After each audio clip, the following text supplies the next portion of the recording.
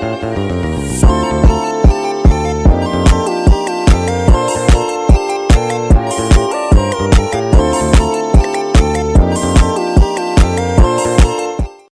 datang, Mbak. Silakan duduk. Baik Mbak, terima kasih. Ini dengan Mbak siapa ya? Naila Azkia Mbak. Oh, boleh nggak kalau saya panggil Mbak Naila saja? Boleh Mbak, boleh. Baik. Kalau boleh tahu tadi Mbak datang ke sini sama siapa? Sendiri Mbak. Baik, sendiri ya. Kalau boleh tahu juga, Mbak tahu tempat konseling ini dari mana? Saya direkomendasiin sama teman. Katanya tempat Mbak ini bagus untuk konseling, jadi saya coba untuk kesini. Jadi kan Mbak kesini datang untuk konseling. Apakah Mbak tahu konseling itu apa? Nah, kurang tahu sih Mbak, kan ini pertama kalinya saya melakukan konseling. Baik, Mbak Naila, proses konseling itu adalah proses pemberian bantuan dari konselor kepada konseli, yang dimana Mbak Naila sebagai konselinya dan saya sebagai konselornya. Nanti saya akan membantu Mbak untuk menyelesaikan masalahnya Mbak. Jadi di sini kan Mbak akan menceritakan masalahnya Mbak. Kira-kira ada keraguan tidak untuk menceritakan masalah Mbak kepada saya? Tidak ada Mbak. Baik, terima kasih. Sebelumnya terima kasih atas kepercayaan Mbak terhadap saya. Jadi memang di sini kita akan dilindungi oleh asas konseling. Dalam konseling ada beberapa asas, yang dimana asas pertama itu adalah asas kerahasiaan. Rahasia Mbak tidak akan keluar dari ruangan ini, yang dimana hanya kita berdua yang tahu masalahnya Mbak. Asas yang kedua ada asas kesukarelaan. Mbak di sini dipaksa atau atas kemauan sendirinya Mbak? Kemauan saya sendiri Mbak. Nah, memang begitu ya Mbak, kalau konseling itu jadi tidak ada keterpaksaan dari pihak manapun, baik dari keluarganya Mbak maupun dari temannya Mbak. Selanjutnya asas yang ketiga ada asas keterbukaan. Setelah Mbak percaya kepada saya tadi, Mbak juga kesini tanpa paksaan kan ya Mbak? Nanti Mbak membuka saja masalahnya Mbak, menceritakan masalahnya seperti apa. Jadi nanti biar saya bisa menolong Mbak untuk membantu menggali permasalahan sampai ketemu akar permasalahannya. Di sini Mbak ngerti kan ya sebelumnya? Baik. Untuk mempersingkat waktu, apakah Mbak sudah siap untuk melakukan sesi konseling hari ini? Siap Mbak. Oke, mari kita mulai konseling ini dengan sama-sama membaca basmalah. Bismillahirrahmanirrahim. Baik Mbak, mungkin Mbak sudah mulai bisa menceritakan permasalahan yang Mbak alami saat ini. Terima kasih Mbak. Jadi akhir-akhir ini jadwal untuk kuliah saya dan organisasi semakin padat. Jadi waktu untuk diri sendiri semakin sedikit dan kadang-kadang saya sulit untuk fokus.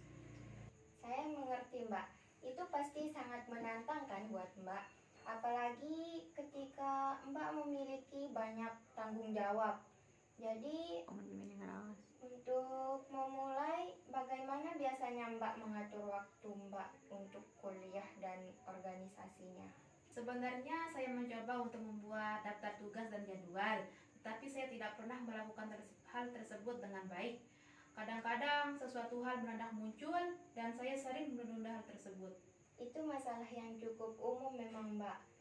Jadi di sini dalam pendekatan behavior, salah satu teknik yang dapat membantu masalah Mbak itu adalah self management, di mana kita mengatur perilaku kita dengan lebih efektif. Salah satu langkah pertama yang penting adalah memprioritaskan tugas-tugas yang urgensi dan pentingnya. Apakah Mbak sudah mencoba teknik seperti itu sebelumnya? Belum sih Mbak, saya hanya mencatat yang harus saya lakukan di daftar, tetapi tidak pernah benar-benar memprioritaskan hal tersebut.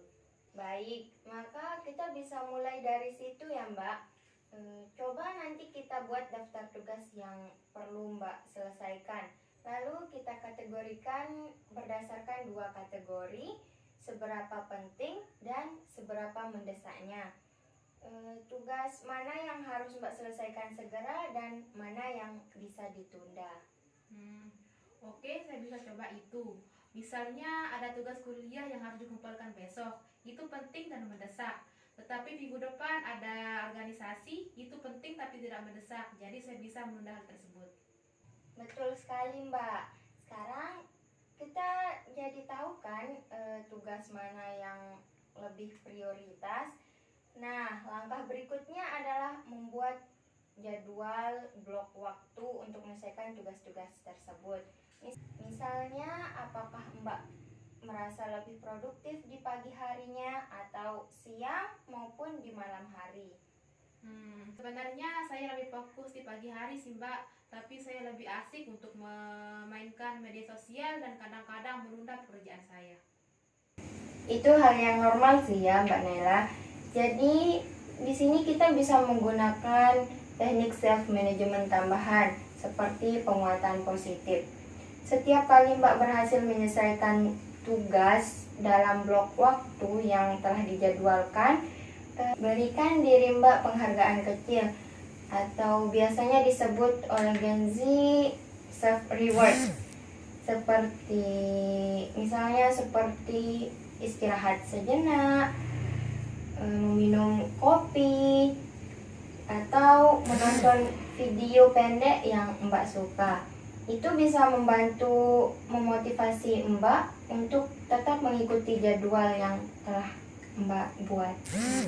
Itu ide yang bagus sih Mbak. Jadi setiap saya berhasil menyelesaikan sesuatu, saya bisa memberikan diri saya penghargaan supaya tidak mudah tergoda untuk menunda-nunda. Tepat sekali ya Mbak Naila. Selain itu penting juga untuk menetapkan batasan waktu. Misalnya saat Mbak sedang fokus menyelesaikan tugas kuliah nih, mungkin Mbak bisa matikan notifikasi di ponsel Mbak dan hindari aplikasi yang biasa mengalihkan perhatian Mbak. Contohnya misalkan sekarang kayak aplikasi Instagram, TikTok, maupun WhatsApp kan Mbak biasanya yang bisa mengalihkan perhatian kita. Jadi dengan begitu Mbak bisa tetap fokus dan menyelesaikan pekerjaan dengan lebih cepat.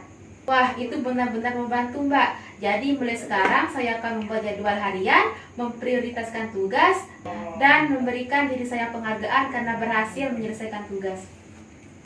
Itu keputusan yang sangat bagus sih ya Mbak Naila.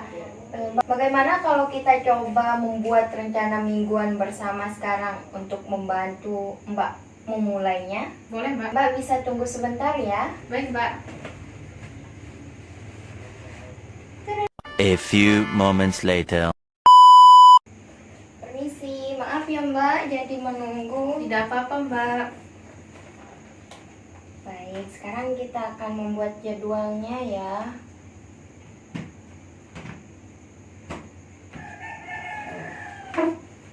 Ini Mbak.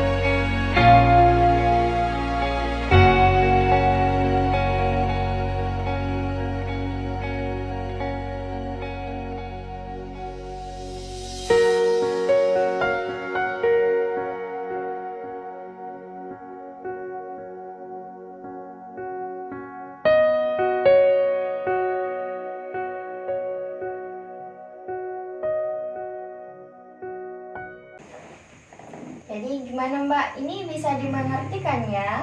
Bisa Mbak. Baik, saya siap mencoba. Terima kasih ya Mbak sudah membantu. Sekarang saya merasa lebih optimis. Sama-sama Mbak Naila. Ingatlah bahwa mengatur waktu dan tugas memerlukan latihan. Jadi jangan terlalu keras pada diri Mbak sendiri jika ada hambatannya. Yang penting adalah konsisten dan terus mencoba. Mungkin sesi konseling kita sampai di sini ya Mbak. Baik, berhubung tadi kita membuka sesi konseling kita dengan membaca basmalah, alangkah baiknya kita menutupnya juga dengan melafazkan hamdalah. Alhamdulillahirrabbilalamin. Sampai jumpa di sesi konseling berikutnya ya Mbak. Baik Mbak, terima kasih ya. Oke Mbak.